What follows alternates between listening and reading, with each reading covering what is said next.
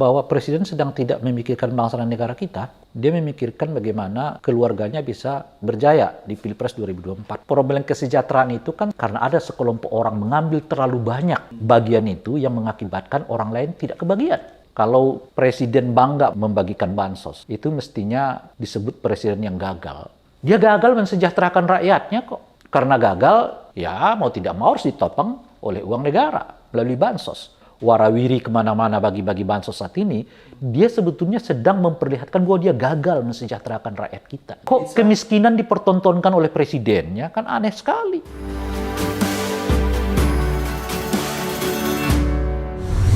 Selamat datang di channel Abraham Samad Speak Up.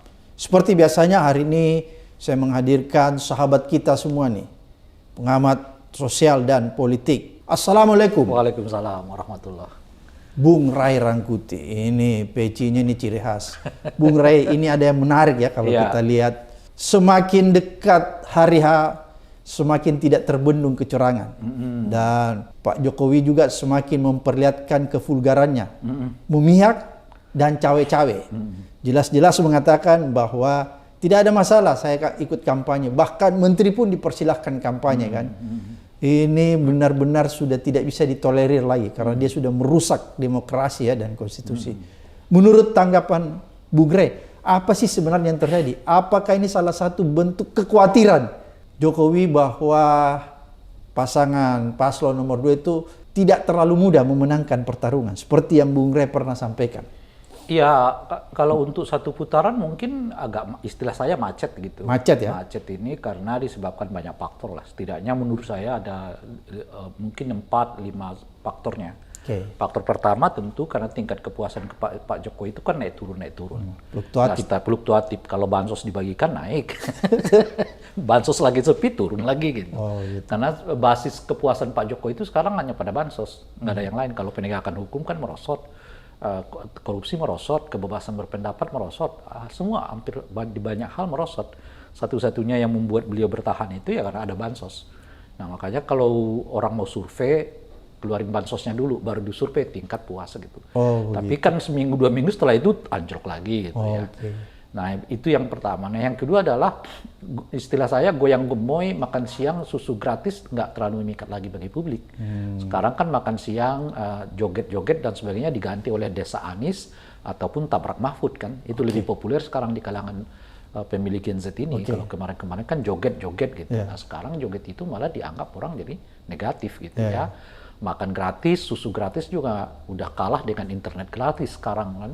Nah, kan makanya kemarin Pak Prabowo sempat mengeluarkan yang ingin internet gratis itu sama dengan dada gitu misalnya ya kan. Gitu ya. Nah, itu yang kedua. Nah, yang ketiga adalah gerakan anti dinasti politik itu menurut saya makin kuat di masyarakat. Ya? Di kampus pun kuat. Apalagi di tengah mahasiswa. Kan boleh disebut motornya kan mereka kan sebenarnya. Kalau kita lihat intensitas gerakan mahasiswa, jumlahnya, kuantitasnya makin meningkat memperlihatkan kepada kita bahwa gerakan anti dinasti politik itu makin mendapatkan tempat di tengah masyarakat. Itu sedikit banyak mempengaruhi menurut saya para pemilih. Selama ini kan di banyak lembaga survei disebut nggak ada itu efeknya gerakan anti dinasti politik itu gitu. Ya saat itu saya mengatakan sabar. Ini kan lagi baru diturunkan. Kan sekarang udah mulai nih gerakan. Jadi Bung Ray baru turunkan pada saat itu.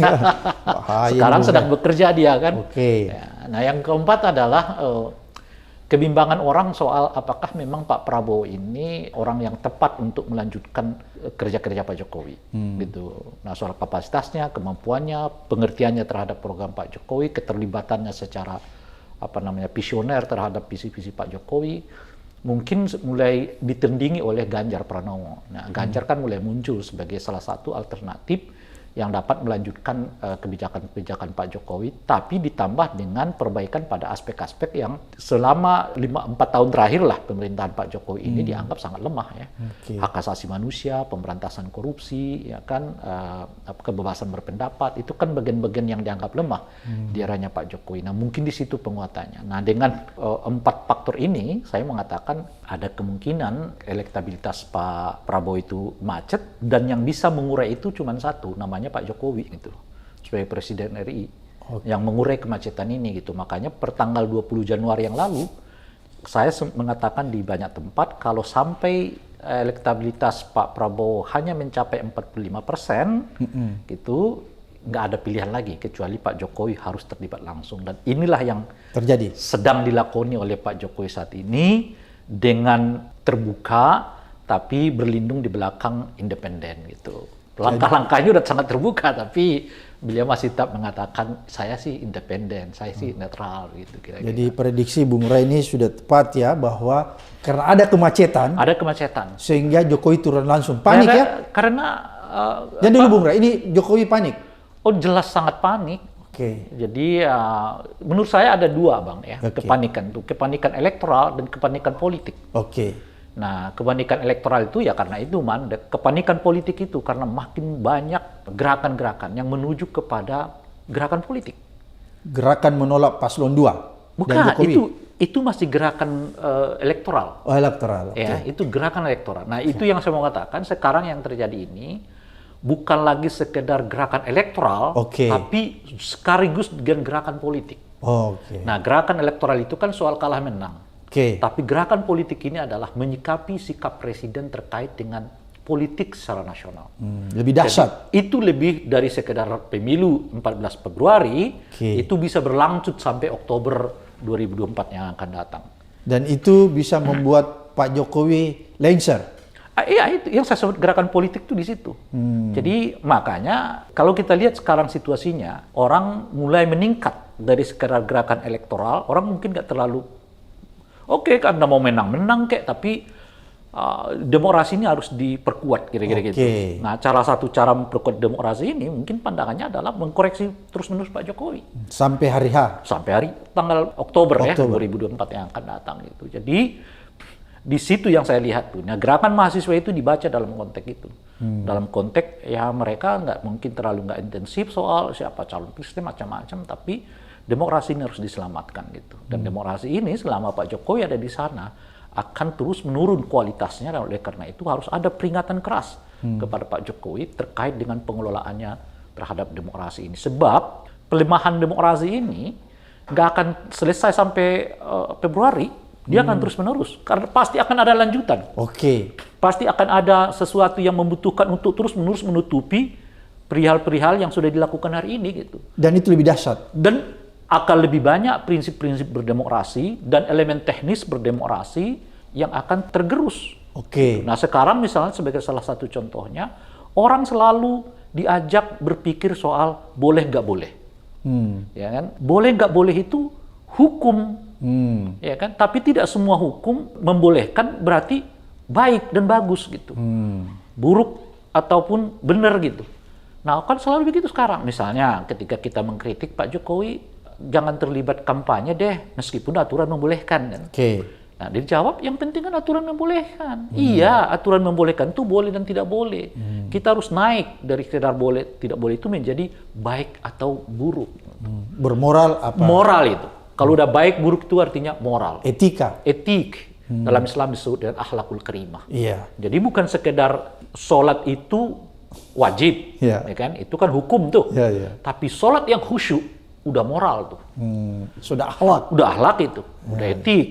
Nah, jadi kalau cuma sekedar sholat aja itu menggugurkan kewajiban namanya kan. Tapi kalau bernilai plus, Anda harus bukan sekedar sholat yang menggugurkan kewajiban, tapi sholat yang bernilai plus itu yang disebut dengan khusyuk itu tadi kan. Nah, taraf khusyuk itulah yang kita naik ke taraf yang disebut akhlakul karimah itu gitu. Nah, jadi orang sekarang udah begitu. Jadi persoalannya adalah bukan boleh nggak boleh di dalam aturan, tapi baik nggak bagi republik, baik nggak bagi bangsa. Beretika atau enggak? Etik nggak bagi bangsa kita ini. Mana lebih baik? Presiden tidak ikut cawe-cawe untuk memenangkan paslon, atau presiden menjaga dirinya, ya kan, untuk tetap menjadi figur yang mengayomi seluruh bangsa dan negara ini. Kan pilihannya lebih baik ini ketimbang ikut. Karena kalau ikut dia hanya memihak seseorang kan, memihak sekelompok. Tapi kalau dia berdiri di atas semua kelompok sebagai presiden kepala negara, dia memayungi semuanya gitu. Nah, sayangnya presiden kita selalu memilih yang lebih kecil kan, yang berdasarkan soal boleh nggak boleh menurut aturan, bukan baik nggak baik menurut moral itu gitu. Oke, saya menarik pernyataan Bung Ray tadi bahwa bukanlah soal elektoral, bukanlah soal pemilihan pilpres dan pemilu, tapi sudah naik tingkatannya menjadi hal yang sangat politis ya, yaitu mempersoalkan tentang politik etika dan moral Pak Jokowi. Sehingga menurut Bung Ray ini akan berlangsung terus-menerus. Dan makin membesar. Semakin membesar. Apakah ujung-ujungnya itu akan melahirkan seperti yang 98? Bentuknya mungkin bisa berbeda. Tetapi hasilnya bisa iya. Kan kalau 98 itu kan demonstrasi di mana-mana macam-macam. Ya itu bentuk ekspresinya kan. Tapi kan hasilnya presiden menyatakan berhenti sebagai presiden. Jadi katakanlah bentuknya berbeda yang tadi Bung Ray katakan. Tapi tujuannya sama ya. Meminta pertanggungjawaban presiden. Kalau gerakan politik ini menurut saya targetnya mungkin sekarang ini lebih ingin menyadarkan Pak Jokowi saja. Sekarang ya. Meminta pertanggungjawaban ya.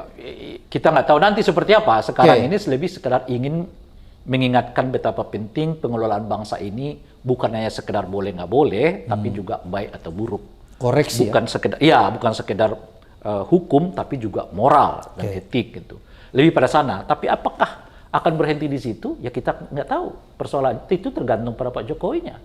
Kalau Pak Jokowi itu melihat ekspresi kekecewaan yang makin meningkat ini, lalu beliau kembali ke jalan untuk mengayomi keseluruhan warga negara kita, saya ya tentu akan berhenti di situ. Tapi kalau sebaliknya, beliau menganggap enteng, menganggap remeh lah, ya bisa saja berujung kepada peristiwa seperti yang pernah kita alami tahun 98 itu. Oke, menarik yang katakan Bung Ray tadi bahwa ini kan presiden semakin panik ya, itu seperti yang Pak. Panik itu Bang, karena begini ya, ini kan sudah banyak sekali, selain karena kesulitan untuk mendapatkan satu putaran, tapi biaya ke sana juga udah berlimpah-limpah banyaknya. Sudah banyak dikeluarkan. Banyak sekali. Nah ini dalam catatan saya ini, pertama adalah, ini kali pertama ada calon presiden yang didukung dua presiden sekaligus. Yaitu Pak SBY dan Pak Jokowi.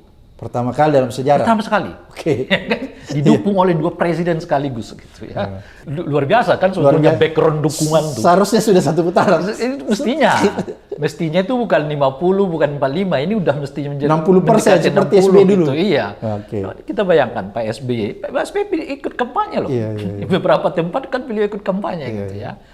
4 menteri yang masih aktif. Siapa itu? 4 menteri yang aktif itu kan Pak Bahlil, Pak Erik, ya tentu Erlangga maupun Zulhas.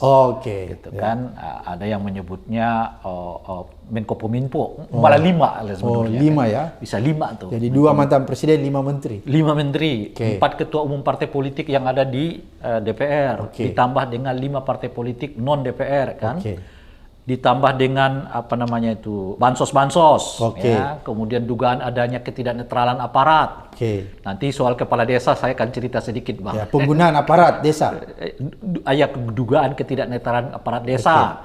Kemudian ada juga lembaga-lembaga survei yang terus teriak satu putaran begitu ya. Memanipulasi. Ya, saya nggak tahu. Jangan terlalu sopan ini Bung Ray. Nggak tahu. Nah ini yang menarik Bang. Ya kan. Dukungan para Taipan Indonesia yang mengaku sepertiga ekonomi Indonesia itu ada di tangan mereka. Iya, itu terkonfirmasi oleh pernyataan Boy Thohir. Ya, kan kita ngutip justru dari pernyataan itu.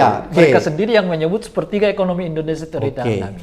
Tapi pertanyaannya mengapa tidak satu putaran? Gitu. Jadi kalau menurut Bung Ray ini bukan lagi pilpres pertarungan antara paslon, ini kalau tapi ini permainan oligarki ya? Kalau ini jelas lah ini. Ini 9 naga saya bilang, 9 kekuatan nih. 2 presiden, 4 menteri, partai, kemudian penguasa ekonomi, oligarki ekonomi, bansos, aparat-aparat, perangkat desa, ditopang lagi oleh banyaknya sikap diam Bawaslu. Kan 2 jari dari mobil kepresidenan itu kan belum diusut nih sampai sekarang. Kenapa sampai Bawaslunya mandek? Itu ini pemilu di mana kita belajar pemilu tanpa Bawaslu. Nah, jadi mungkin itu sebetulnya ini pemilu awal tanpa Bawaslu. Tanpa Bawaslu. Baguslah ini supaya memang ke depan Bawaslu ini nggak usah lagi lah ada dalam sistem politik kita. Karena percuma aja. Percuma juga. Dia nggak menjalankan tugasnya. Sekarang kita mulai dilatih bagaimana kalau Bawaslu ini nggak ada di dalam pemilu gitu ya kan. Dan peran itu rakyat yang ambil alih. Rakyat yang ambil alih. Dan lumayan pada tingkat tertentu kan lumayan efektif. Oke. Kemarin baru dilawan sini. Dan kita sangat sedih. Ternyata IPK kita, indeks persepsi korupsi kita itu stagnan, hancur ya. 34. Ya, tetap seperti kemarin 34 ketika terjun bebas. Dan yang lebih memalukan lagi, urutan kita dari 110 menjadi 115. Dan yang lebih memprihatinkan lagi bahwa negara-negara yang masuk dalam kategori negara yang cacat demokrasi, seperti Filipina, itu justru skor IPK-nya yang kemarin juga buruk, ternyata sekarang reputasinya lebih baik daripada Indonesia. Kira-kira apa yang sedang terjadi nih, Bung Rey? Ada dua, Bang. Ya. Lagi-lagi menunjukkan kepada kita bahwa presiden sedang tidak memikirkan bangsa dan negara kita. Oke. Dia memikirkan bagaimana keluarganya bisa berjaya di Pilpres 2024 kan. Oke. Nah yang kedua, memang Pak Jokowi itu menurut saya, Bang, adalah orang yang tidak serius-serius amat dalam konteks pemberantasan korupsi. Oke. Yang saya lihat dari beliau itu, yang penting bukan saya, kira-kira begitu tuh. Yang penting bukan saya yang korupsi. Iya, kira-kira orang lain begitu. mau korupsi tuh. Kalau orang lain silakan. Dia biarkan ya. Bahkan saya nggak tahu apakah beliau membiarkan gitu. Oke. Ya, boleh jadi kemudian kalau Anda melakukannya tuh suatu saat nanti saya bisa jadikan ini untuk alat untuk menyandra. Ya apalah ininya gitu. Nah, oleh karena itu kita kan lihat track record beliau lah dalam soal pemberantasan korupsi kan. Nah, KPK hancur di tangan beliau kan, dan beliau tidak bersedih. Itu kemudian indeks persepsi korupsi kita turun dan beliau juga nggak bersedih. Itu ya. Yang menarik itu adalah saya kan kalau dulu kita kenal Pak Prabowo itu adalah orang yang selalu konsen dengan istilah bocor gitu kan. Ya. Tapi setelah bergabung dengan Pak Jokowi istilah bocor itu hilang. Ya. Kan yang ada sekarang adalah joget gitu yang dikenal gitu. Nah, apakah bergabungnya Pak Prabowo dengan Pak Jokowi itu yang membuat istilah bocor itu hilang karena memang Pak Jokowi nggak terlalu konsen dengan istilah bocor-bocor itu gitu. Nah, saya nggak tahu. Bocor karena korupsi ya? Ya, yang dulu karena korupsi kan memang gitu. Bahkan dulu itu Pak Prabowo itu selalu menganggap menyoroti tentang kebocoran. Kebocoran keuangan negara. Masalah kita itu sebetulnya bukan karena sumber daya nggak ada, kan kira-kira gitu. Tapi uang kita itu bocor, sehingga nggak bisa dibagi, kira-kira gitu. Nah, sekarang istilah bocor itu nggak terlalu menonjol di Pak Prabowo. Yang ada adalah istilah joget-joget gitu. Nah, pertanyaannya apakah istilah bocor ini nggak menonjol lagi di ungkapannya Pak Prabowo setelah bergabung dengan Pak Jokowi? Karena memang Pak Jokowi adalah presiden yang kelihatan nggak terlalu punya sikap yang kuat terhadap upaya pemberantasan korupsi, itu maksud saya. Sehingga istilah bocor seperti mengendap di ketika Pak Prabowo bergabung dengan Pak Jokowi gitu. Berarti Bung Rey mau mengatakan kalau misalnya paslon nomor 2 ini sebenarnya juga tidak punya visi yang jelas terhadap pemberantasan korupsi ya? Kalau beliau kan selalu mengatakan mereka melanjutkan kebijakan Pak Jokowi. Nah, kelihatan salah satu sikap Pak Jokowi itu adalah nggak terlalu peduli pada pemberantasan korupsi. Nah, mungkin itu bagian yang akan dilanjutkan juga oleh 02 bahwa mereka juga nggak terlalu peduli pada pemberantasan korupsi kan. Dan yang Pak Jokowi nggak terlalu peduli pada kualitas demokrasi. Nah, kalau 02 mengatakan melanjutkan, ya mereka juga dengan sendirinya akan melanjutkan, ya kan? Pelemahan demokrasi ini kan kira-kira begitu. Jadi kita akan semakin menjadi negara yang punya cacat demokrasi dan IPK hancur ya seperti gitu. Gimana lagi menjelaskannya, Bang? Calon wakil presidennya saja memanfaatkan putusan Mahkamah Konstitusi yang diproduksi melalui peradilan atau pembahasan yang dinilai terjadi cacat moral berat, pelanggaran etika berat. Jadi kalau mereka nggak sensitif di situ, bagaimana kita berbicara bahwa mereka menghormati demokrasi? Jadi semakin terkonfirmasi apa yang disampaikan Tempo. Anak haram, konstitusi, dan produk gagal reformasi. Seperti begitu yang Bung Rey mengatakan. Saya menyebutkan itu. Ya? Seperti gitu ya Bung Rey? Iya. Seperti kira-kira begitu konkretnya? Itu istilah yang Menurut saya bagus ya, gitu. Tapi biarkanlah Tempo yang menyebutkannya. Kenapa Bung Rey nggak tegang, nggak tegang menyebutnya. Oke. Apa yang Bung Rey mau sampaikan tentang penggunaan aparat desa? Menurut saya inilah salah satu apa yang mungkin boleh disebut sikap politik yang sedikit keliru dari mereka. Oke. Sebelumnya mereka terlihat sangat condong kepada salah satu paslon. Paslon 2. Dalam hal ini paslon 2. Ya. Kemudian di beberapa waktu yang lalu kita dihebohkan dengan banyaknya aparatus desa yang mengatakan kami tegak lurus kepada Pak Jokowi. Okay. Mereka nggak mempertimbangkan real politik seperti apa. Akhirnya kenapa? Akhirnya kemudian keinginan mereka agar undang-undang desa itu direvisi mentok sekarang di DPR. Mestinya pertanggal 25 atau 26 Januari yang lalu sudah ada pembahasan revisi undang-undang desa yang memungkinkan memasukkan semua tuntutan mereka di dalam revisi itu. Kenyataannya nggak dibahas. Karena kenapa ya? Karena partai-partai yang merasa nggak didukung oleh dirugikan oleh mereka. Iya, nggak didukung oleh kepala-kepala desa ini, ya dengan segala dalih mereka pergunakan untuk mengatakan nggak perlu kita bahas, nggak usah kita bahas. Nah sekarang mereka gigit jari. Gitu. Jadi menarik ya? Menarik. Nah ini penting Bang, menurut saya untuk dua hal. Pertama adalah, lagi-lagi kalau Anda mau berpolitik, baca dulu spektrumnya seperti apa. Situasinya. Iya, Anda memang condong ke sana, tapi Anda nggak baca real politiknya di DPR seperti apa. Kalau konteksnya pembahasan undang-undang, ya DPR-nya yang dilihat. Ya, bukan presidennya, gitu loh kira-kira. Jadi kalau kalian kemarin mengatakan tegak-tegak lurus kepada presiden, dalam hal ini Pak Jokowi, ya sekarang mintalah pertanggungjawaban dari Pak Jokowi. Kenapa undang-undang ini belum juga direvisi? Gitu loh. Kan kalian tegak lurusnya ke Pak Jokowi, bukan kepada bangsa dan negara. Kan kira-kira. Nah itu satu. Nah yang kedua Bang, yang saya mau katakan gerakan politik itu tadi. Inilah salah satu menurut saya cerminan wajah legislasi kita di masa akan datang. Pada tingkat tertentu wajah politik. Apa cerminan itu? Mungkin akan banyak kehendak keinginan dari Pak Jokowi yang akan gagal di DPR. Tidak seperti sebelum-sebelumnya lolos terus. Karena kenyataannya sekarang legislatif kita itu ya dikuasai oleh quote and quote ya oposisi terhadap Pak Jokowi. Saya sebut quote and quote itu karena formalnya kan masih bersama dengan Pak Jokowi. Ya kan, meskipun real politiknya kan sekarang enggak gitu. Jadi setidaknya 314 kursi di DPR itu dikuasai oleh quote and quote oposisi itu. Jadi ya undang-undang desa, mungkin yang lain macam-macam dan sebagainya itu akan mentok di DPR gitu. Inilah yang saya sebut tadi, ini udah mulai meningkat nih dari gerakan elektoral ke gerakan politik.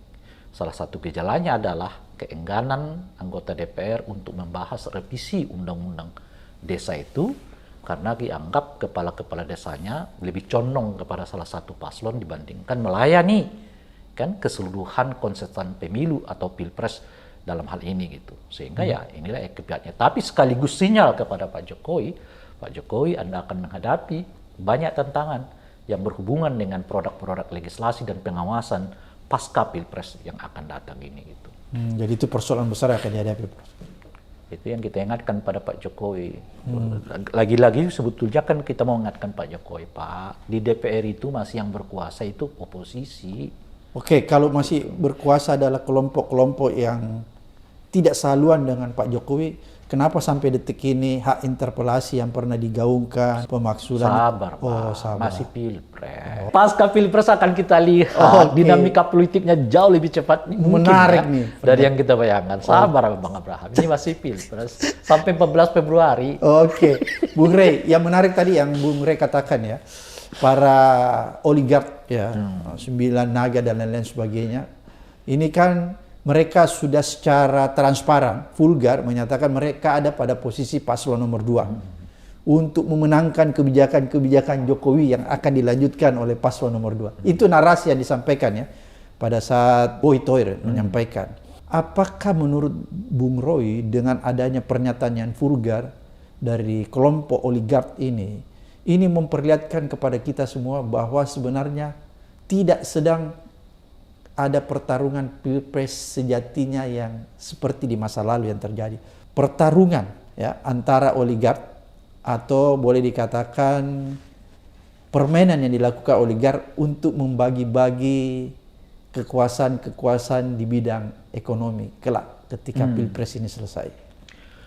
Saya melihatnya dari dua hal, Bang ya. Ya. Pertama adalah saya selalu mengatakan basis orisinal dari dinasti politik itu adalah membangun oligarki. Oke. Karena nggak ada penjelasan baik secara moral maupun secara rasional mengapa orang harus mewariskan kekuasaan. Oke. Kecuali karena ia ingin ya kekuasaan itu diperjualbelikan kepada para pemilik modal, sehingga dengan mereka tetap dalam barisan elit kan. Oke. Nah, oleh karena itu kalau ada orang menyebut misalnya bahwa dinasti yang kita bangun itu dinasti demi kepentingan bangsa, ya jelas itu bertentangan secara mendasar dalam dirinya gitu. Oke. Sebab kalau Anda ingin membangun bangsa dan negara justru harus menghindari dinasti politik. Oh, oke. Kalau Anda membangun dinasti politik itu basis orisinalnya nggak ada. Oke. Kecuali kekuasaan ini tetap di tangan kita, nanti kekuasaan ini akan tanda kutip kita perjualbelikan dengan para pengusaha. Oke. Pernyataan Boy Tohir itu menguatkan apa yang saya sebutkan tadi, bahwa sebetulnya dinasti politik yang sedang dibangun oleh Pak Jokowi ini pada ujungnya akan melahirkan oligarki, yaitu pertemuan antara kelompok modal dengan kelompok penguasa yang menyatu dalam satu kekuasaan, dalam satu kerjasama, dan mereka lah nanti akan mengelola republik ini di antara mereka. Kan ini yang kita sebut dengan oligarki itu kan. Itu pertautan para pemilik modal dengan para penguasa dalam satu keranjang yang sama. Gitu. Dan keranjang ini mereka miliki, kita kebagian ininya saja lah, apa namanya? Ampas-ampas dari apa yang mereka perebutkan. Itulah kepentingan orisinil dari dinasti politik. Dan oleh karena itu selalu saya tantang. Sekarang ini kan ada 117 daerah kita yang dikelola oleh dinasti politik. Selalu saya katakan di mana di dalam 117 itu yang boleh disebut maju, berkembang. Selalu terbelakang ya? Kalaupun nggak disebut terbelakang itu tidak seperti yang diharapkan. Gitu, kan? Apa namanya? Misalnya dilihat dari APBD mereka dan infrastruktur yang mereka bangun macam-macam dan seterusnya itu gitu. Selalu sekali di mana ada manfaatnya dinasti politik itu. Dan oleh karena itu ya kan sejak 2004 yang lalu, sejak dinasti politik ini mulai pilkada dimulai diperkenalkan dan tradisi dinasti mulai berkembang, kita udah melawan itu, Bang. Karena kita melawan nggak benar. Maka keluarlah ya Undang-Undang Nomor 8 sehingga 2015 itu yang melarang dinasti politik karena nggak ada manfaatnya gitu. Nah sekarang itu dinaikkan derajatnya oleh Pak Jokowi menjadi urusan pilpres bukan lagi pilkada. Gitu. Itu satu. Nah yang kedua pertentangan dari artinya kita udah melihat tuh tujuan dari dinasti itu kenapa dibentuk itu. Nah yang kedua dalam konteks yang kayak begitu, kok masih bicara UMKM gitu loh. Sepertiga ekonomi ini ada di tangan mereka, UMKM-nya dimasukkan di mana di sepertiga itu. Jadi artinya bisa dibaca bahwa kalau pilpres ini selesai, maka cabang-cabang kekuasaan ekonomi itu akan dikuasai oleh sekelompok orang disebut oligarki. Makanya kalau masih ada yang berbicara UMKM di tengah oligarki ini, itu dimasukkan di mana UMKM-nya? Sepertiga ekonomi ini di tangan mereka. Kita kebagian apa lagi? Ampas. Iya kan? UMKM apalagi maknanya di situ, gunanya di situ. Berarti kalau begitu, kalaupun yang ada kita jadi UMKM-nya mereka. Cuma alat ya? Iya kan? Dia kuasai semua sektor, dikasihlah gerobak-gerobak sama dia. Pada kita biar kita jualan. Dan oleh karena itu dia klaim, saya kan pelindung pengusaha kecil, kan? Dan sederhana menurut saya. Problem kan kalau dalam bayangan saya sih, Bang ya. Problem kesejahteraan itu kan sebenarnya bukan karena tidak ada yang tidak dibagi. Tetapi karena ada sekelompok orang mengambil terlalu banyak bagian itu yang mengakibatkan orang lain tidak kebagian. Kan itu persoalan kesejahteraan itu, Bang. Ya, jadi ada orang yang terlalu banyak menguasai sehingga sebagian besar orang yang lain udah kesulitan untuk mendapatkan akses terhadap barang yang dimaksud. Itu yang terjadi sekarang ya? Itulah mengapa oligarki itu menjadi sangat berbahaya. Itulah mengapa kesejahteraan itu sangat sulit untuk diwujudkan. Karena kita membiarkan sekelompok kelas ekonom yang menguasai hajat ekonomi keseluruhan bangsa. Maka pertanyaan Pak Jokowi yang sekaligus ditanyakan oleh Bung Anies di dalam debat yang sebelum kemarin-kemarin itu relevan. Anda mau berbicara UMKM, Anda mau berbicara tentang kesejahteraan, tapi asetmu saya sekian banyak. Lalu apa yang mau dibagikan kepada masyarakat itu asetmu segitu? Ibarat meja ini kan, Bang. Ini meja yang harus dimakan oleh 10 orang. Misalnya begitu kan. Ya. Tiba-tiba hanya 2 orang menguasai setengah dari iya, 3/4. Lalu cuma ini yang dimakan oleh orang lain, oleh 8 orang yang lain. Gitu. Mana mungkin mereka bisa sejahtera? Kalau Anda mau berbicara sejahtera, ambillah seperlunya. Makanya kan dalam Islam itu jelaskan, Bang. Kulu wasrobu wala tusrifu. Makan dan minumlah kalian, tapi jangan berlebihan. Jangan kuasai aset berlebihan. Jangan kuasai modal berlebihan. Jangan kuasai kekuasaan berlebihan. Sebab itu yang disebut dengan hidup serakah. Sebab tindakan penguasaan terhadap kepemilikan umum akan mengakibatkan orang lain terlempar dari itu. Dan mengakibatkan orang lain menjadi tidak bisa makan. Dengan sendirinya. Ya kan? Dengan sendirinya orang, kalau ini 8 orang, 8 yang ngambil 1/8, 3/8, 4/8, mungkin ada yang dari 8 orang itu yang bilang pasti nggak mendapatkan apa-apa. Itu yang kita lihat dalam negara kita kan. Berapa juta rakyat kita, jangankan mendirikan rumah, tanahnya aja dia nggak punya. Kan kalau dia punya tanah kan kita tinggal mikirin bangunan. Padahal ada sekelompok orang. Ada satu orang yang bisa menguasai tanah sampai 500.000 hektar. Gimana ceritanya? Jadi pertanyaan itu relevan kalau Anda berbicara tentang kenaikan UMKM, kesejahteraan rakyat. Contohkan dari dirimu sendiri dulu. Bahwa Anda hidup seperlunya bagi diri Anda. Itulah mengapa lagi-lagi, Bang, kalau kita kembali ke tema ini. Kenapa kekuasaan itu dibatasi? Kenapa kekuasaan itu tidak boleh diturunkan? Ya karena proses ini. Kalau saya ngambil 2 generasi, itu kan artinya 20 tahun, Bang. Kekuasaan itu di tangan keluarga saya tok. Berapa banyak orang yang gagal masuk ke dalam kekuasaan itu. Dan itu yang sedang dipraktekkan sekarang. Dan itu yang terjadi. Kalau itu, dan itu bukan hanya satu tempat. Sekarang seperti yang saya sebutkan tadi, Bang, di data 2020, di 117 tempat kejadian di Indonesia. Berapa banyak orang yang tanda kutip jadi pengangguran politik gara-gara kekuasaan itu dikuasai oleh para dinasti itu gitu. Sekelompok orang saja. Sekelompok keluarga, bukan orang. Kelompok keluarga. Kalau sekelompok orang sih mungkin 3-4 keluarga ya kan. Ini sekeluarga. 20 tahun loh ini. Kalau misalnya kejadian nih. Jadi Anda mau katakan bahwa negara kita yang luas dari Sabah sampai Merauke 270 juta rakyatnya itu hanya mengurusi satu keluarga yang namanya keluarga Pak Jokowi. Yang saya mau katakan salah satunya adalah negara ini tidak boleh dikelola dengan nafsu serakah.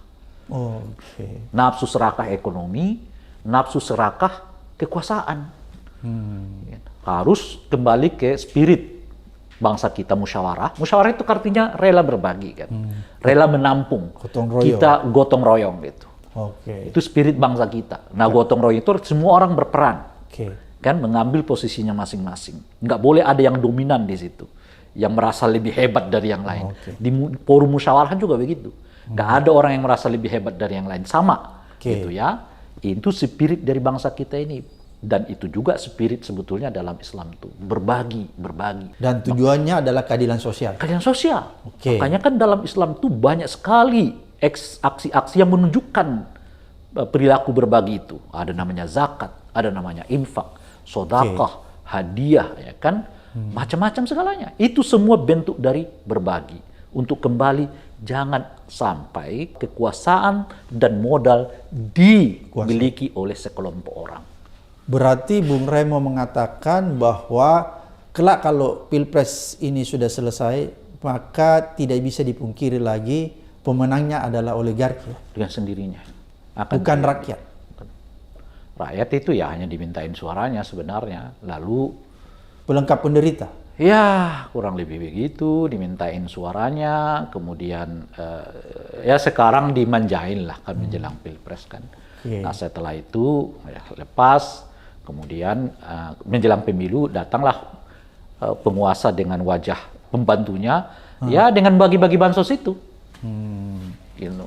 Padahal bansos itu adalah hak rakyat ya. Bansos itu hak rakyat. Tapi lebih dari itu, kalau presiden bangga membagikan bansos, itu mestinya disebut presiden yang gagal. Dia gagal mensejahterakan rakyatnya kok. Karena gagal, ya mau tidak mau harus ditopang oleh uang negara melalui bansos. Gitu. Sebetulnya kan begitu. Maka presiden yang sedang warawiri kemana-mana bagi-bagi bansos saat ini, dia sebetulnya sedang memperlihatkan bahwa dia gagal mensejahterakan rakyat kita gitu loh. Kalau dia berhasil kan nggak perlu banyak begitu bansosnya kan. Jadi berarti Pak Jokowi ini gagal ya mensejahterakan rakyat. Iya dong, bansos. Dan uniknya bangga pula ya bagi-bagi bansos itu. Mestinya kan enggak dong. Iya. Sebagai harusnya malu ya. Malu. Beliau melihat orang kepanasan macam-macam. Ngantri. Ada yang kok pingsan. Kemiskinan dipertontonkan oleh presidennya kan aneh sekali. Yang kemarin ada video yang menyebar luas tuh kan, bahwa presiden yang lempar-lempar dikejar anak-anak sambil jatuh gitu. Ya seperti itu kok dipertontonkan gitu menurut saya. Jadi itu paling parah Bung Rey. Loh, bagaimana kok ada presiden yang seperti bangga bagi-bagi bansos? Bukan bangga mensejahterakan rakyatnya gitu. Mestinya beliau mengatakan hari ini bansos kita turun, kita tiadakan mungkin tidak ya. Tapi kita akan perkecil lagi karena tingkat kesejahteraan kita akan meningkat gitu. Itu harusnya ya. Mestinya begitu. Tapi ini justru sebaliknya. Tidak sebaliknya. Bansos kita tingkatkan, ya tentu ada El Nino lah, ada ini macam-macam gitu ya. Lalu beliau 1 minggu berkeliling di salah satu provinsi, katanya begitu ya, artinya untuk bagi-bagi bansos itu. Nggak masuk di common sense. Nggak masuk ke akal saya itu ada presiden 1 minggu di satu daerah. Itu kerjanya. Salah satu kerja utamanya itu hanya bagi-bagi bansos gitu. Habis itu dia main sepak bola. Oke, Bung Rey, menarik. Tadi saya ingin menggarisbawahi tentang kepanikan.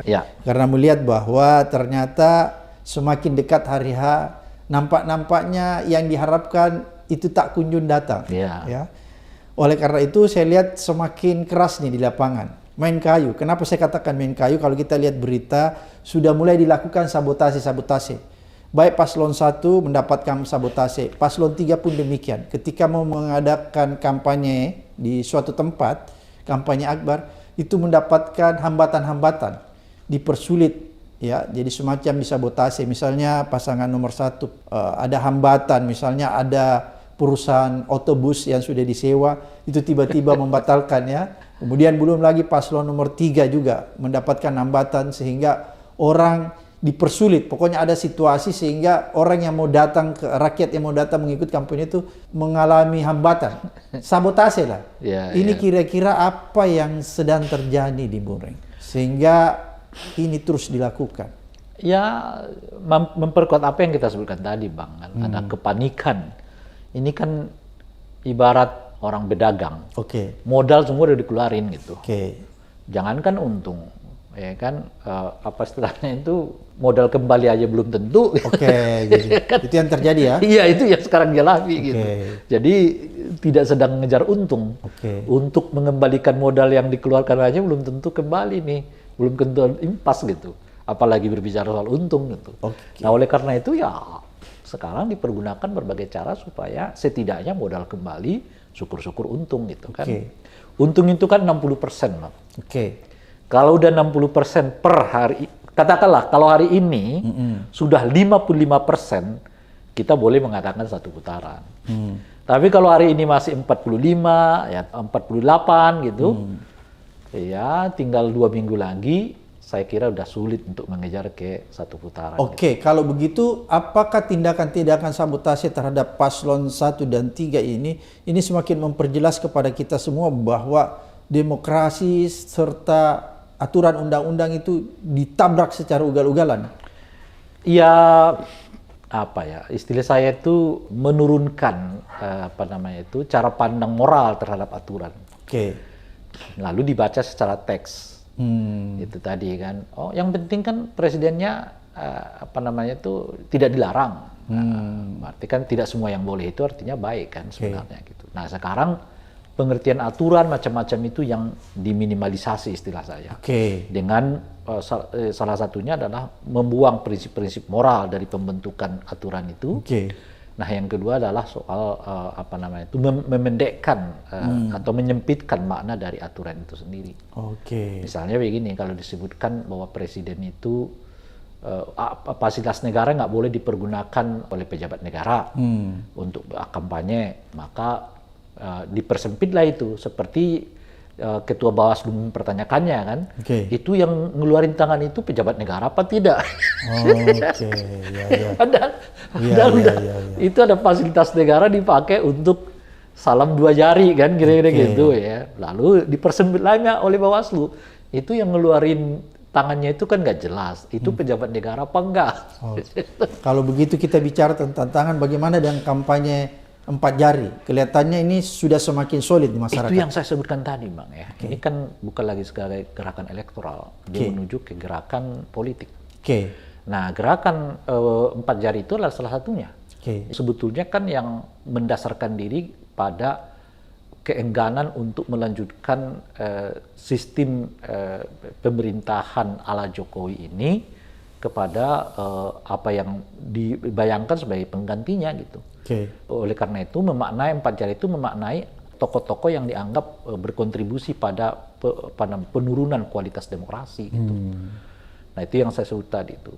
Nah, gerakan 4 jari itu mau mengatakan adalah gerakan untuk menunjukkan kepada Pak Jokowi bahwa rakyat kita nggak mudah disetir. Rakyat nggak bisa itu dimanjakan dengan joget-joget ataupun dimanjakan dengan bansos-bansos dan sebagainya gitu.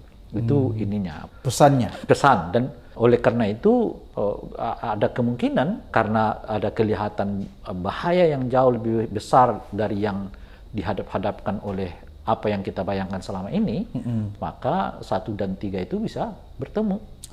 Gitu. Bertemu apa? Karena mereka melihat ada di depan mata sesuatu yang jauh lebih berbahaya bagi masa depan Indonesia dibandingkan perbedaan di antara mereka. Gitu ya. Perbedaan di antara kita ini ya kita lupakan dulu karena ada sesuatu yang begitu besar yang akan mengancam kualitas demokrasi, masa depan demokrasi di Indonesia. Nah, oleh karena itu ya kita hadapi bersama dulu itu. Gitu. Nah, oleh karena itu nggak sulit membayangkan kalau kedua-duanya nanti akan bisa bertemu, ya kan, untuk menyatakan, untuk katakanlah ya berhadapan-hadapan dengan apa yang mereka definisikan sebagai ancaman terhadap demokrasi dan masa depan bangsa kita ini gitu. Meskipun ada yang menyangka bagaimana ini kan nggak mungkin lah ketemu ini, ketemu, kita kan punya tradisi juga tuh tahun 97 kan Mega dengan P3 ketemu kok. Ya makanya muncul saat itu gerakan Mega Bintang kan gitu ya. Karena menjelang reformasi pemilu tahun 97 karena di hadapan mereka ada bahaya yang lebih besar ya, otoritarian Orde Baru. Nah, oleh karena itu mereka melupakan perbedaan dulu untuk bersatu melawan Orde Baru dan akhirnya memang ya kan 5 bulan setelah dilantik sebagai presiden yang ke-7 seingat saya di era beliau itu, beliau akhirnya turun, yang dimulai oleh gerakan mahasiswa yang saya sudah sebut, saya salah satunya yang membawa ribuan massa ke DPR itu, dan mundurnya para menteri. Nah, gejala mundurnya menteri juga udah mulai terasa, Bang. Mundurnya para menteri. Ini kan kalau kita lihat Pak Mahfud sudah mengundurkan diri. Ini gejala apa? Terus diikuti menteri-menteri lain. Apa yang akan terjadi? Nah, langkah Pak Mahfud ini menurut saya, Bang, ada 2. 1 langkah elektoral, 2 langkah politik tadi.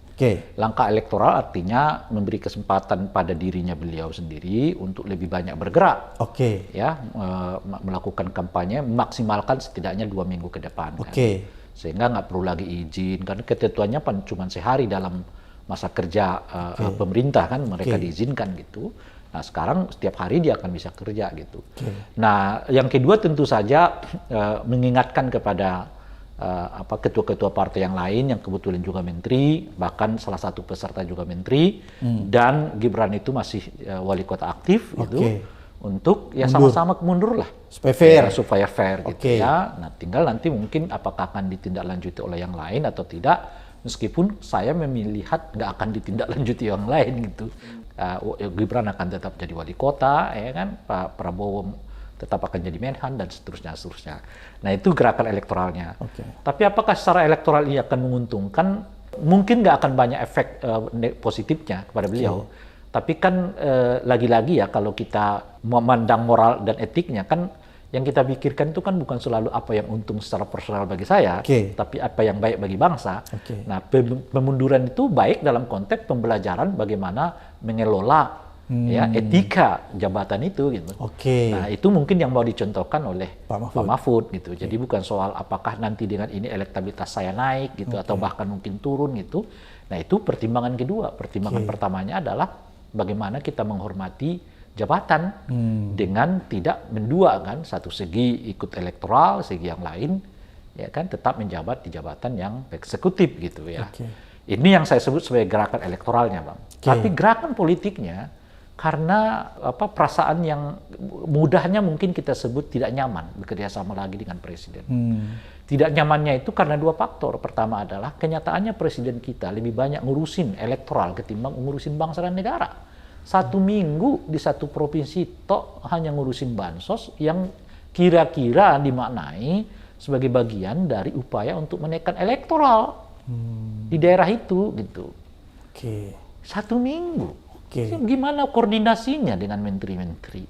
Kapan rapatnya dengan menteri-menteri? Dan sebagainya gitu ya. Nah yang kedua sudah mulai ada perlakuan istimewa dan tidak istimewa. Kan ini dengan kasat mata kita lihat. Kalau bansos itu kan mestinya dikerjakan oleh Ibu Menteri Sosial dong. Tupoksinya gitu ya. Kenyataannya kan tidak. Ibu Menteri Sosialnya nggak pernah bicara bansos. Yang bicara bansos malah menteri yang lain. Dan presiden. Menteri Perdagangan bicara bansos. Menteri yang lain bicara bansos. Lo Menteri Sosialnya sendiri nggak bicara bansos, ini bagaimana? Itu udah kasat mata kita lihat gitu. Bagaimana mungkin merasa nyaman bekerja dengan presiden yang ya memprioritaskan yang lain sementara dianggap yang lain itu seperti biasa-biasa saja. Itu yang kedua. Nah, yang faktor berarti ya dulu mundurnya Mahfud ini bisa diikuti dengan menteri lain yang merasa diabaikan. Saya mau masuk ke situ, Bang. Makanya, yang ketiga adalah mungkin sebagian orang juga merasa nggak bisa menerima praktek pengelolaan pemerintahan yang dilakukan oleh Pak Jokowi. Satunya adalah mempromosikan dinasti politik, yang lainnya itu adalah cara mengelola harian yang seperti yang sekarang itu. Dan itu menambah rasa tidak nyaman itu gitu. Nah, kalau ini nanti berhubungan dengan menteri-menteri yang non partai politik, ya menteri-menteri non partai politik ini menurut saya mungkin ada situasi begitu tuh. Kan mereka bekerja sama dengan Pak Jokowi itu karena didorong rasa bangga kan dahulunya. Bisa bekerja sama dengan seorang yang kita anggap mampu membawa Indonesia yang jauh lebih baik. Gitu. Dianggap. Nah, kenyataannya memang lebih baik setidaknya 9 tahun sebelumnya kan gitu. Tetapi setahun terakhir ini, wah ini udah kemana-mana nih kan gitu ya. Nah, saya kira menteri-menteri yang non partai politik ini merasa kan ikatan kita dengan Pak Jokowi itu ikatan untuk memperbaiki bangsa, mensejahterakan, bukan memperbaiki keluarga kan. Kan kita ini kan kalau Pak Jokowi itu disebut sebagai petugas partai, kira-kira gitu ya. Kita ini petugas presiden, jangan sampai berubah menjadi petugas kepala keluarga gitu. Kalau 9 tahun terakhir ini Pak Jokowi kelihatan menjadi petugas partai dan petugas bangsa, lu kan sekarang jadi petugas keluarga. Mana lebih tinggi nilainya kan? Ada petugas bangsa dan negara, ada petugas partai. Nah sekarang Pak Jokowi bukan petugas bangsa, bukan petugas partai, tapi petugas keluarga gitu loh. Artinya Anda mau bilang dia hanya memikirkan keluarganya? Nah, iya, kan beliau kemarin itu demi keluarga sekarang kan. Dan menteri-menteri itu nanti merasa begitu? Tentu tidak nyaman. Misalnya lah yang mungkin kita membayangkan diri kita sendiri lah. Saya tidak ingin dicatat oleh sejarah sebagai orang yang pernah bekerja sama dengan seorang presiden yang mempromosikan dinasti politik. Siapa yang mau? Dan saya kira jangankan menteri-menteri itu kan, banyak juga aktivis macam-macam sekarang yang dulu pendukung beratnya Pak Jokowi menyatakan diri berpisah dengan Pak Jokowi karena nggak mau dicatat dalam sejarah sebagai orang yang ikut serta mempromosikan Presiden Jokowi, mempromosikan dinasti politik yang jelas-jelas itu bertentangan dengan adab dan moral, etik berdemokrasi. Gitu. Nah itu mungkin alasannya. Oleh karena itu sangat mungkin ya gebrakan yang dilakukan oleh Pak Mahfud mundurkan diri itu akan diikuti oleh menteri-menteri lain, tapi tidak sebelum pemilu, dan itu besar mungkin setelah pemilu akan terjadi. Dan itu yang saya sebutkan tadi, Bang, kita sedang melihat adanya gerakan politik yang makin membesar, dan Pak Jokowi akan dihadapkan oleh 3 kekuatan sekaligus pasca Pilpres. Pertama adalah kekuasaan parpol dan elit politik yang kita udah gambarkan tadi, legislasi yang bibitnya udah kita lihat dengan enggannya mereka membahas revisi undang-undang desa gitu. Yang kedua, elit yang mungkin menteri-menteri yang kita sebutkan ini tadi akan rame-rame mengundurkan diri. Ya dulu, jadi menteri-menteri lain akan mengikuti jejak Pak Mahfud mengundurkan diri. Kan kita dengar begitu dari Akan gitu. Kita dengar udah kuat, sebetulnya ada katanya begitu, ada 1-2 menteri yang udah mengirimkan surat pengundurannya begitu ya. Tapi belum direspon oleh presiden gitu. Nah, ini satu kekuatan nih di DPR, dan ditambah dengan elit. Elit ini termasuk akademisi, Bang. Ya kan, akademisi, aktivis gitu. Coba Abang cek deh. Ya kan, hampir semua akademisi ini ya kan nggak mau berbicara bahwa dinasti itu positif. Ya memang karena nggak positif kan sebetulnya. Kecuali akademisi pragmatis. Ya, kan gitu ya. Tentu saja tetap ada margin error kata Survei kan. Iya, pasti. Gitu. Nah, yang kedua adalah gerakan mahasiswa yang makin membesar. Ingat ya, kalau udah mahasiswa bergerak, waduh, ini berbahaya. Akan membesar kemana-mana. Dan yang ketiga, gerakan rakyat. Apa gerakan rakyat itu? Abang kalau lihat Pak Jokowi lewat di Magelang atau di mana, di pinggir jalan orang berdiri bukan lagi menghore-horekan Pak Jokowi kan, bukan lagi mengelu-elukan Pak Jokowi, tapi mereka berdiri di pinggir jalan menyatakan sikap politik yang berbeda dengan Pak Jokowi. Oh begitu ya? Apa itu salah satunya mereka tiarakan? Ya kan mereka mengajungkan jari yang berbeda dengan calon yang didukung oleh Pak Jokowi kan. Diangkat misalnya 1, 3 atau 4 jari. Atau 4 jari. Mereka berjejar dengan tertib. Kemarin kan itu kita lihat videonya beredar luas. Ada orang yang menyambut Pak Jokowi dengan spanduk yang bertuliskan tentang pilihannya yang berbeda dengan Pak Jokowi, lalu diamankan oleh aparat gitu. Karena kata aparat itu mengancam presiden. Ini mengingatkan saya kembali ke zaman Orde Baru, Bang. Di Orde Baru itu di ujung-ujungnya ya? Iya, persis. Orde Baru itu satu yang bisa dijadikan sebagai dasar untuk menindak orang secara supersip. Satu, puisi. Itu dialami Butetnya sekarang kan. Gara-gara puisinya dia dipolisikan gitu. Kedua, penelitian ilmiah. Kemarin dialami Haris dan Patia kan. Karena penelitian ilmiah dianggap mengganggu. Yang ketiga, nanti teater-teater. Ya kan? Itu juga lukisan-lukisan. Itu nanti lukisan apa gitu. Kemudian lagu nanti. Nanti nyanyian-nyanyian dianggap sebagai bagian. Ditambah nanti spanduk, yang kemarin. Spanduk dianggap supersip gitu kan. Dan sekarang ada tambahan lah, di luar yang terbiasa di Orde Baru. Apa itu? Cuitan di media sosial. Itu bisa jadi super. Jadi, kalau ada pemerintah yang menganggap lagu, ya kan, musik, kemudian puisi, tulisan, penelitian ilmiah, dan spanduk, itu adalah alat subversif, itu tanda-tanda presidennya sedang mengalami guncangan politik yang hebat gitu. Dan ini menurut saya yang di tengah dialami oleh, yang sedang kita lihat ya mulai. Ada kekuatan elit, ada kekuatan mahasiswa, ada kekuatan rakyat, dan orang berdiri di pinggir jalan ini menurut saya, Bang, akan tren di masa yang akan datang. Akan masif ya? Akan masif. Gitu. Dan inilah menurut saya yang saya sebut guncangan politik yang dialami oleh Pak Jokowi pasca Pilpres yang akan kita lakukan, yang memungkinkan dia seperti ditanyakan oleh Abang tadi itu, apakah akan berakhir dengan dengan mulus atau tidak? Saya tidak tahu. Saya nggak bisa menjamin apa-apa, Bang. Karena tingkat kekecewaan orang begitu tinggi kepada Pak Jokowi, sehingga itu yang saya sebutkan tadi itu, sekarang orang nggak melihat lagi urusan pemilu, orang udah melihat lagi ini urusan yang lebih besar dari sekedar pemilu, itulah keselamatan demokrasi dan keselamatan bangsa kita gitu. Berarti ini kesadaran masyarakat semakin menemukan jalannya. Elektoralnya, dan jangan dianggap enteng. Lagi-lagi lah kalau kita mau arif belajar dari peristiwa 97. Oke. 6 bulan ya setelah presiden dinyatakan menang dalam pemilu tahun 97, ya kan, Mei 98 beliau dijatuhkan. Jadi ini bisa juga terjadi seperti Ya itu. saya mau mengatakan belajarlah, kan kita punya pengalaman itu menurut saya. Oke. Berarti presiden harus belajar dari peristiwa itu ya? Iya, saya mau menyampaikan satu hal ya, Bang. Oke. Jadi kan dari semua yang kita berbincangkan itu cuma satu sebetulnya. Oke.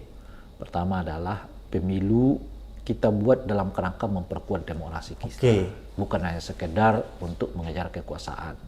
Nah, karena tujuan utamanya salah satu adalah memperkuat demokrasi, maka kita harus melihat pemilu itu lebih dari sekedar aturan formal. Tapi juga harus ada di dalamnya etik, ada di dalamnya moral, ya, dalam bahasa Islam disebut dengan akhlakul karimah berdemokrasi. Oleh karena itulah khususnya ya kepada presiden ya masih ada waktu untuk memperlihatkan sikap beliau ya untuk menjadi betul-betul negarawan. Ya, jangan sampai dilihat bahwa beliau ini dari petugas negara menjadi petugas partai, sekarang malah hanya menjadi petugas keluarga gitu. Oke. Terima kasih Bung Rey apa yang sudah disampaikan. Mudah-mudahan ini dapat mencerahkan netizen kita sehingga mereka dapat menemukan sebuah kebenaran yang ada di depan mata mereka. Sampai ketemu di episode berikutnya di Abraham Samad Speak Up.